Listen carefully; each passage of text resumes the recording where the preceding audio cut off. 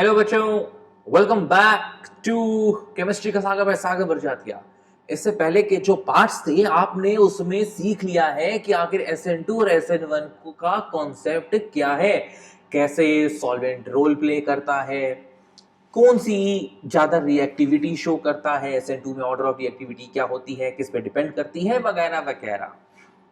और आज जो हम लोग पढ़ने वाले हैं वो है क्वेश्चंस। और किसी भी चीज के कंसेप्ट को अगर आप सीख रहे हैं और उसके क्वेश्चंस नहीं लगा रहे हैं तो कंसेप्ट सीखना बेकार है। तो वेलकम करता हूं पार्ट 12 में, मैं सागर बरजातिया, जहां पे हम लोग करेंगे SN1 और SN2 के कुछ अच्छे से टॉप 10 क्वेश्चंस। तो आइए, पहला question, Which of the following is not expected to be the intermediate of the following reaction? तो चलिए वीडियो को पॉज करिए, सोचिए, समझिए, लगाइए और फिर देखिए कि क्या आपका आंसर और मेरा आंसर मैच कर रहा है कि नहीं रे बाबा। तो ठीक है, हम लोग देखते हैं अब आपने आंसर क्या मार्क किया। अब देखो बेटा, हम हर क्वेश्चन में ये नहीं बोलेंगे कि आपको वीडियो पॉज करनी है। आप अपना खुद से वीडियो पॉज करिए, आप खुद से सोचिए और आंसर बताइए। सब सिंगल करेक्ट ऑप्शंस होंगे इसमें। तो यहां पर आप देख सकते हैं कि C और I के बीच में क्लीवेज होगा। जैसे ही C और I के बीच में क्लीवेज होगा आपको मिलेगा ये कार्बोकेटायन। अब ये कार्बोकेटायन इस समय कौन सा डिग्री है बताओ? ये एक कार्बन इधर है, एक कार्बन इधर है। This is a 2 degree carbocation. क्या ये रीअरेंज हो सकता है? बिल्कुल हो सकता है सर जी। कार्बोकेटायन की तो प्रॉपर्टी है रीअरेंजमेंट दिखाना। तो ऐसा करते हैं, इसको एक बार रीअरेंज कर लेते हैं। तुम थोड़ा बेटा ऊपर जाओ। हाँ बेटा जी, इसको जब तुम रीअरेंज कर दोगे तो तुम्हारा जो पॉजिटिव साइन है बाय हाइड्राइड शिफ्ट यहां पर आ जाएगा। अब ये क्या बन गया? 3 डिग्री कार्बोकेटायन। अब 3 डिग्री कार्बोकेटायन में H2O का अटैक होगा। O के ये जो लोन पेयर है ये इस पर अटैक मारेंगे, तो ले देकर आपके पास ये एक मॉलिक्यूल बनेगा। अभी भी ये बेटा इंटरमीडिएट है। इसमें से जब H प्लस निकल जाएगा, देखो बेटा मैंने आपको बताया है कि ऑर्गेनिक केमिस्ट्री में ऑक्सीजन पर पॉजिटिव घोर पाप है। तो ये बॉन्ड टूटकर इधर जाएगा, H प्लस निकल जाएगा और आपको आपका डिजायर्ड प्रोडक्ट मिल जाएगा बच्चों। ये तो देखो बेटा कितनी खूबसूरती से, अगर आपको मैकेनिज्म पता है तो ये क्वेश्चन आपके लिए हल हुआ है। तो क्या है कि आपको बताना है कि कौन सा इंटरमीडिएट नहीं बन रहा था।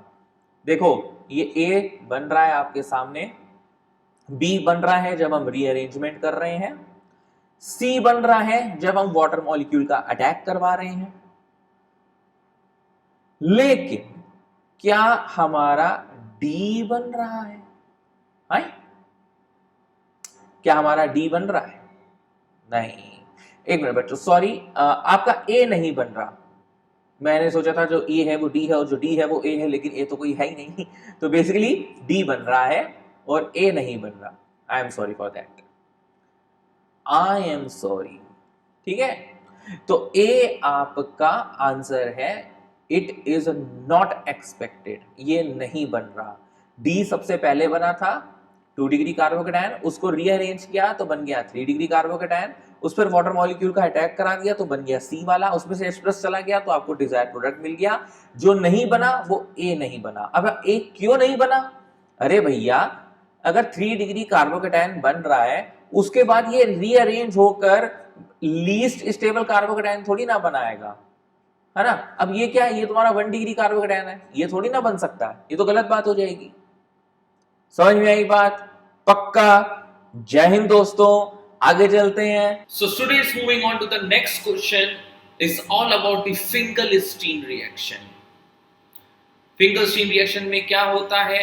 जब आप RX को NaI के साथ रिएक्ट करते हैं in the presence of polar aprotic solvent like acetone, तो वो Ri plus NaX देता है। रिएक्शन SN2 पे बेस्ड होती है, इसलिए जो आपका RI मिलता है वो क्या होगा, इन्वर्टेड प्रोडक्ट होगा। और इसी पर बेस्ड ये कंसेप्ट, ये क्वेश्चन है। कह रहा है कुछ इस तरीके का, आपको एक मॉलिक्यूल दे दिया आपको डराने के लिए, और उसमें NaI के साथ रिएक्शन करा रहा है एसीटोन के साथ, कह रहा है प्रोडक्ट बताइए। तो इसके ऑप्शंस मैं भी आपको दिखाता हूं, इससे पहले आप देखकर ही आंसर बता दो क्या होगा। अच्छा, अटैक कहां होगा, कहां होगा, कहां होगा, कहीं पे कोई RX दिख रहा है? हाँ ये है सर, ब्रोमीन। इसको उठाकर फेंक देना है, इसके बदले I आ जाएगा, और जब आएगा तो इन्वर्टेड प्रोडक्ट बनाएगा, यानी कि H इधर आ जाएगा, I इधर आ जाएगा। इसको बोलते हैं इन्वर्जन कर देना, inversion, configuration has been inverted. तो अब यार इसके ऑप्शंस देखने का कोई फायदा है? चलो देख लेते हैं। ये रहे इसके ऑप्शंस। तो देखो, हर ऑप्शन में I वहीं पर है जहां पर Br था, तो ये सारे ऑप्शन बेकार है बेटा, क्योंकि SN2 की कैरेक्टरिस्टिक है, इंपॉर्टेंट कैरेक्टरिस्टिक, कि वो इन्वर्जन दिखाएगा ही दिखाएगा। तो इसका ऑप्शन बी है, ठीक है। चलिए next question, the rate of SN2 will be negligible in. तो चलिए बेटा वीडियो पॉज करिए, इंतजार किस बात का, ऑप्शंस आपके सामने। तो बच्चों इसका आंसर है सी। क्यों है इसका आंसर सी? यहाँ पे SN2 बड़े आराम से अकर कर सकती है, बॉन्ड टूटने में कोई दिक्कत नहीं होगी, यहाँ पे भी बॉन्ड टूटने में कोई दिक्कत नहीं होगी, एलाइलिक पोजीशन है। इसको बेंजीन मत समझ जाना बेटा, बेंजीन नहीं है ये, यहाँ पर बॉन्ड नहीं है, देख रहे हो यहाँ पे बॉन्ड नहीं है, ठीक है। तो ये आराम से टूट जाएगा।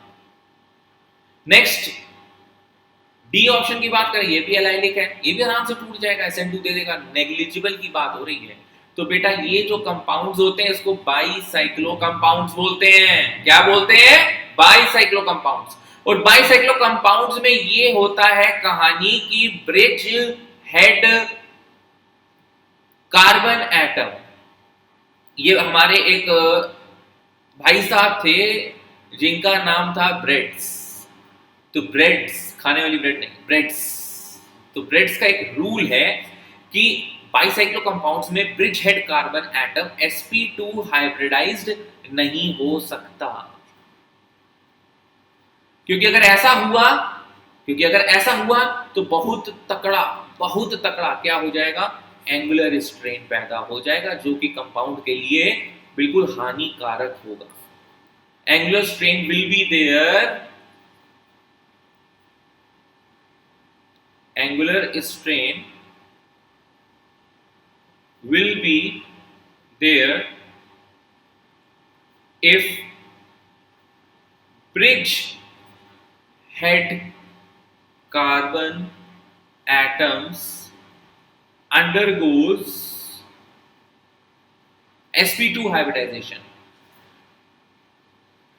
तो देखिए बच्चों, मैं कहना क्या चाह रहा हूं कि अगर आपने यहां से ब्रोमीन निकालने की जरा भी कोशिश करी तो ये दो पॉइंट्स जो दिख रहे हैं आपको, मैं इनको ग्रीन पेन से मार्क कर देता हूं, ये आपके ब्रिज हेड है, सॉरी ब्रिज वाले एलिमेंट्स हैं। और जो ब्रिज हेड है ये है bridge head, this is bridge head. ये दो कार्बन ब्रिज में है और ये आपका ब्रिज हेड है। वैसे आप ब्रिज कोई भी ले सकते हो, ये वाला भी ले सकते हो, ये वाला भी ले सकते हो। मेन क्या है, ब्रिज हेड, जब दो रिंग्स को जो जोड़ रहा हो। तो अब आपको दिख रहा होगा कि एक रिंग आपकी ये है और एक रिंग आपकी ये है। तो समझ में आ रहा होगा कि ब्रिज हेड कार्बन एटम्स कौन से, बस इसको पहचानना बहुत जरूरी है। तो ब्रिज हेड कार्बन एटम पे ही ब्रोमीन जुड़ा है, तो यहाँ पे अगर ब्रोमीन हट गया तो सब्स्टिट्यूशन हो जाएगा और पॉजिटिव साइन उत्पन्न हो सकता है। तो यहाँ पे सब्स्टिट्यूशन, एलिमिनेशन, पॉजिटिव साइन का आना, sp2 हाइब्रिडाइजेशन होना, ये कुछ भी संभव नहीं है, कुछ भी संभव नहीं है, इसको तुम छेड़ नहीं सकते। तो इसलिए ब्रिज हेड कार्बन एटम को दूर से नमस्कार करो, क्योंकि ब्रेड भाई साहब ने कहा है कि उसमें एंगुलर स्ट्रेन बहुत तकड़ा होता है, तो उसमें तुम ना ही खुरपेची करो तो ज्यादा अच्छा है, ठीक है।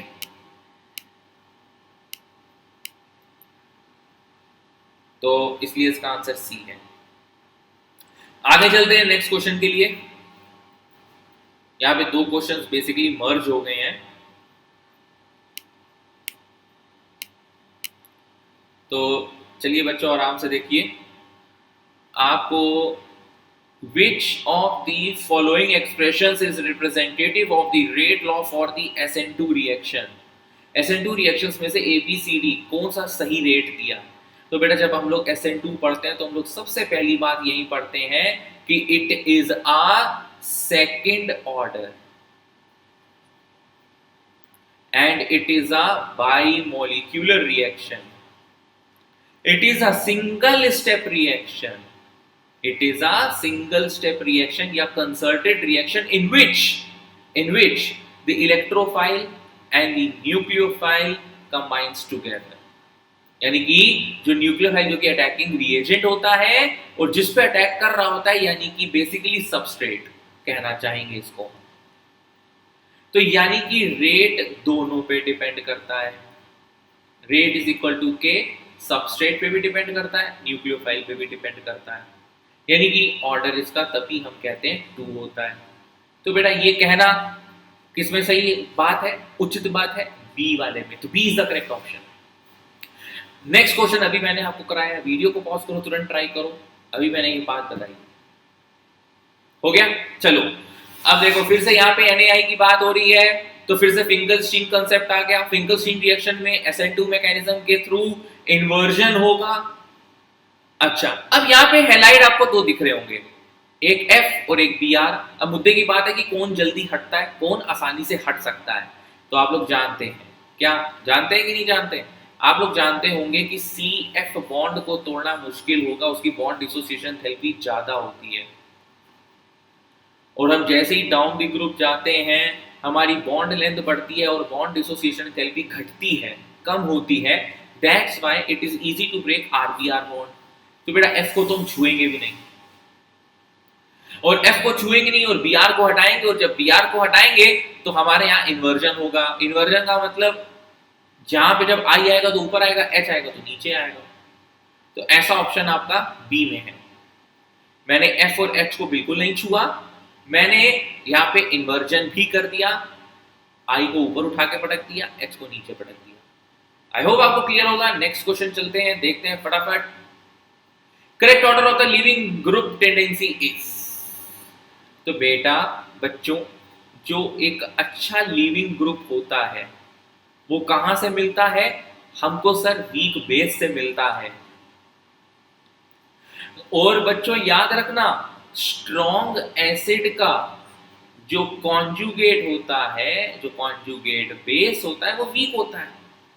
तो बच्चों HF, HCl, HBr, HI down the group bond length बढ़ती है, बॉन्ड डिसोसिएशन एंथैल्पी घटती है। तो आसानी से कौन टूट रहा है? HI टूट रहा है। यानी कि HI क्या है? HI आपका मोस्ट एसिडिक है, और अगर HI आपका मोस्ट एसिडिक है तो I- जो कि उसका कॉन्जुगेट बेस है वो सबसे वीक होगा, और I- जो उसका कॉन्जुगेट बेस है वो सबसे वीक होगा, यानी कि वो सबसे बढ़िया लिविंग ग्रुप होगा रे बाबा। यानी कि इसका ऑप्शन क्या है? इसका ऑप्शन ए है। I फिर Br फिर Cl फिर F-। आई होप आपको समझ में आ गया। चलिए नेक्स्ट क्वेश्चन में आते हैं, और बेटा वीडियो पॉज करके कभी का कंसेप्ट सीख लेना अगर दिक्कत आ रही हो तो, ये नहीं कि धड़ाते हुए बस चलते जा रहे हैं। चलिए वीडियो पॉज हो गई, चलो मैं ऑप्शन बताता हूं। Which of the alkyl halide undergo rearrangement in SN1, है ना, रीअरेंजमेंट की बात कर रहे हैं, इतने बड़े हो गए ये लोग हैं। चलो भाई देखते हैं कैसे होगा रीअरेंजमेंट। तो जो पहला कंपाउंड है वो आपका कुछ इस तरीके से है, CH3C, CH3, CH3, CH। यहां से I को हटा देंगे तो ये बन गया आपका 2 डिग्री कार्बोकैटायन। बेटा इसको रीअरेंज करना पड़ेगा 1,2 मिथाइल शिफ्ट, 1,2 मिथाइल शिफ्ट। तो बेटा होगा क्या, एक मिथाइल ग्रुप कूद कर यहां आ जाएगा, and what you will get finally is this।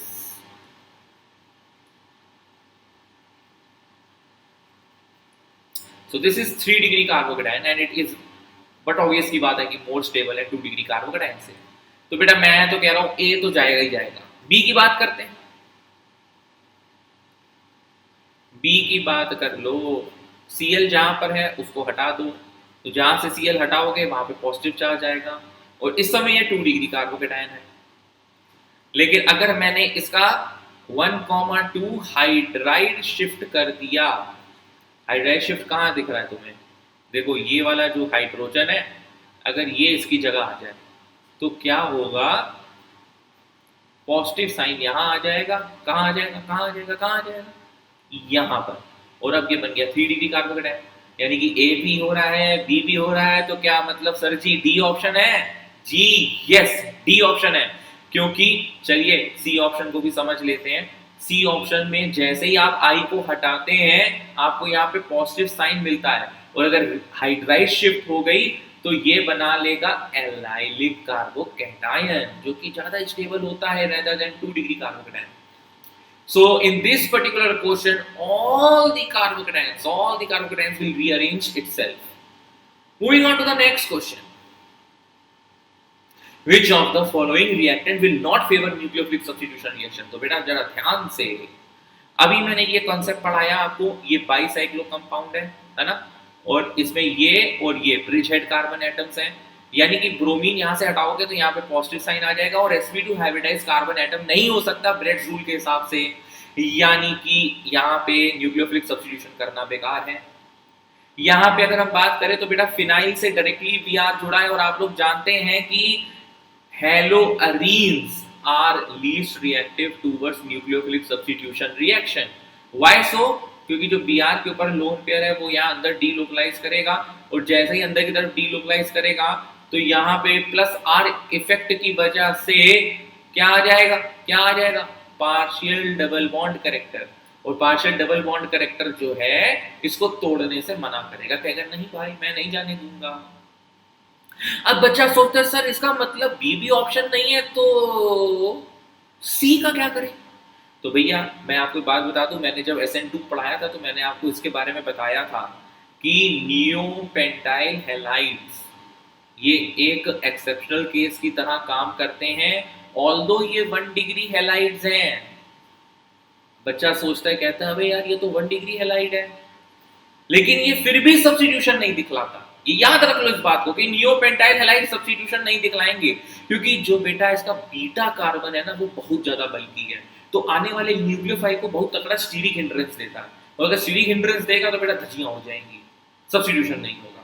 That's why सी भी नहीं देगा, और option D is the right answer. All of the above will not favour the nucleophilic substitution reaction. Moving on to the next question, which is the correct reaction coordinate diagram for the following solvolysis reaction? Okay, solvolysis का मतलब एक तरीके से आपको वो hydration कर रहा है, हाइड्रोलिसिस कर रहा है, सॉरी हाइड्रोलिसिस, यानी कि Br को हटकर OH आने वाला है। समझ रहे हैं आप बात को? यहाँ पे Br हट रहा है और उसके बदले वाटर मॉलिक्यूल अटैक कर रहा है, तो जब वाटर मॉलिक्यूल अटैक करेगा तो प्रोटोनेटेड अल्कोहल मॉलिक्यूल होगा, तो वहां से H+ निकल जाएगा, तो बेसिकली मोटा मोटा OH यहाँ पे अटैक कर रहा है, और अटैक करने के बाद यह 2 प्रोडक्ट बना रहा है। देखो जहां पे Br था वहीं पे OH आ गया, इसका मतलब क्या होता है? अवे फ्रॉम द ऑब्जर्वर, और इसका मतलब क्या होता है? Towards the observer. ये मैं पहले भी वीडियोस में आपको बता चुका हूं। तो Br जहां था OH वहीं पे आ गया, यानी कि ये रिटेंशन कॉन्फ़िगरेशन है। लेकिन अब Br जहां था उसके अपोजिट साइड में, फ्रंट साइड पे टूवर्ड्स द ऑब्जर्वर की तरफ OH आ गया, यानी कि भैया लोचा हो रहा है, इन्वर्जन। और रिटेंशन प्लस इन्वर्जन गिव्स रेसेमाइजेशन, और अगर रेसेमाइजेशन हो रहा है तो SN1 मैकेनिज्म फॉलो होगी। तो बच्चों अगर हम यहाँ पर इस चीज की मैकेनिज्म देखते हैं तो हमें एक बात बड़े ही अच्छे तरीके से ये समझ में आ रही है कि जब Br हटेगा तो पहले यहाँ पे एक कार्बोकेटायन बनेगा 3 डिग्री, उसके बाद एक और इंटरमीडिएट बनेगा, जब वाटर मॉलिक्यूल इस पे अटैक करेगा तो यहाँ पे oxonium ion as a intermediate बनेगा। 2 इंटरमीडिएट इन्वॉल्व हो रहे हैं, यानी कि 3 स्टेप रिएक्शन है, क्योंकि थर्ड स्टेप में H प्लस यहां से निकलेगा, O पे पॉजिटिव टिकता नहीं ना। तो ये A ऑप्शन, C ऑप्शन और D ऑप्शन, इसमें यहां पर एक ही दो ट्रांजिशन स्टेट है और एक इंटरमीडिएट है, यानी कि टू स्टेप रिएक्शन सब में, A में, C में, D में। लेकिन B एक ऐसा स्टेप है जिसमें यहाँ पे तीन ट्रांजिशन स्टेट बन रहे हैं, यानी कि 3 स्टेप्स रिएक्शन है, और यहाँ पे 2 इंटरमीडिएट्स बन रहे हैं। एक इंटरमीडिएट ये वाला हो गया, दूसरा इंटरमीडिएट आपका ये ऑक्सोनियम आयन हो गया। That's why for this the coordinate diagram for this particular question the answer is B. आगे चलते हैं, नेक्स्ट क्वेश्चन की तरफ प्रोसीड कर रहे हैं। This particular question is basically based on NGP, neighboring group participation. Neighboring group participation से क्या होता है, rate of SN2 increase हो जाता है। जब rate of SN2 increase हो जाता है तो इस चीज को हम कहते हैं एंकीमेरिक असिस्टेंस।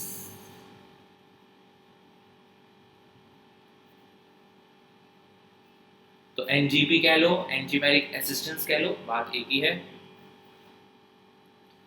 अब इसमें होगा क्या, ये एमएस चौहान का एक अच्छा सा क्वेश्चन है एनजीपी को लेकर। इसमें यहां पर देखिए, ये जो लेबलिंग करी गई है इसको देखकर आपको डरना नहीं है, लेबलिंग को देख के डरना नहीं है। ये ओटीएस है, ओटीएस का मतलब होता है टॉसिलेट आयन। ये जो टॉसिलेट होता है, it is a very good leaving group. क्या होता है? It is a very good living group.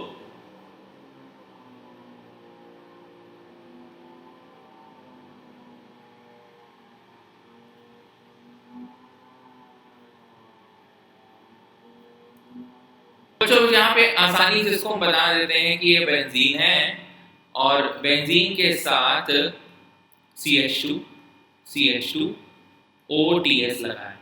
अब देखो बच्चों जरा बड़े ध्यान से, यहां से OTS निकलेगा, बीटा गुड लीविंग ग्रुप। तो अल्फा बीटा, बीटा कार्बन पे आपका जो ये फिनाइल रिंग है, ये अपना पाई बॉन्ड तोड़कर इस कार्बन की संतुष्टि करेगा। संतुष्टि करने हेतु आपको क्या मिलेगा, आपको यहाँ पे पॉजिटिव चार्ज मिलेगा, ये CH2 होगा जो कि लेबल्ड है, और एक ये CH2 होगा, और यहाँ पर इस तरह से डॉटेड डॉटेड दिखा देंगे कि जो पाई बॉन्ड टूटा बेंजीन रिंग वाला वो CH2 के साथ आकर जुड़ गया। इसको बोलते हैं नॉन क्लासिकल कार्बोकैटायन, एक तरीके से, है ना, नॉन क्लासिकल कार्बोकैटायन। अब यहाँ पे जो तुम्हारा RCOO माइनस है वो अटैक करेगा। अब RCOO माइनस को अटैक करने के पास दो रास्ते हैं, या तो वो इस पे अटैक कर दे या तो वो इस पे अटैक कर दे। दो तरीके से पॉसिबिलिटी है, यानी कि आपका ऑप्शन ए भी हो सकता है, आपका ऑप्शन बी भी हो सकता है। और जैसे ही अटैक करेगा तो वो जो सा भी बॉन्ड है, जैसे मान लो अगर यहाँ पे अटैक किया तो ये बॉन्ड टूटकर वापस चला जाएगा, क्योंकि देखो बेटा बेंजीन रिंग में एरोमेटिसिटी खोती है। यहाँ से जब पाई बॉन्ड टूटा और यहाँ पे बेंजीन पे पॉजिटिव चार्ज आ गया तो उसने एरोमेटिसिटी खो दी है। तो ये नॉन क्लासिकल कार्बोकैटायन जो बना है इस केस के लिए, ये जल्द से जल्द अपनी एरोमेटिसिटी वापस करना चाहेगा। इसके लिए RCO माइनस फास्ट अटैक मारेगा, तो इसमें से या इसमें से एक बॉन्ड टूटकर अंदर चला जाएगा। और RCO माइनस की जो न्यूक्लियोफिलिक है, कोई भी न्यूक्लियोफाइल इस कार्बोकैटायन पे या इस कार्बोकैटायन पे, दोनों पे सेम तरीके से अटैक मार सकता है। उस पे भी मार सकता है, उस पे भी मार सकता है, यानी कि ए भी बन सकता है, बी भी बन सकता है। इसलिए ऑप्शन इसका होगा C. So moving on to the next question,